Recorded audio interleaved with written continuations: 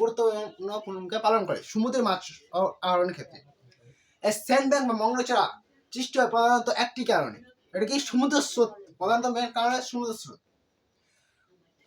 পৃথিবীর উত্তর এবং দক্ষিণ সর্বদা শীতল অবস্থা থাকে এবং শীতল আবহাওয়া বিরাজ করে।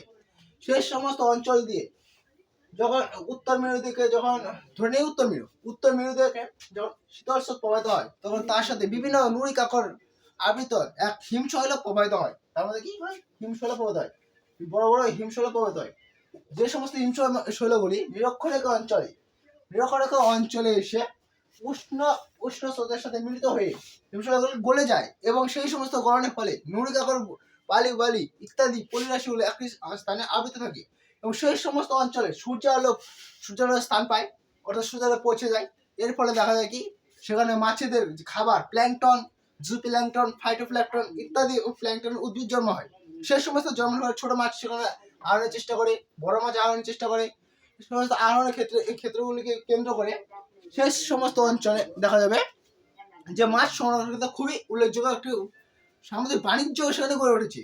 এই সমস্ত মধ্যে একটি উদাহরণ হলো কি ডগার ব্যাং, জ্ঞান ব্যাং উল্লেখযোগ্য।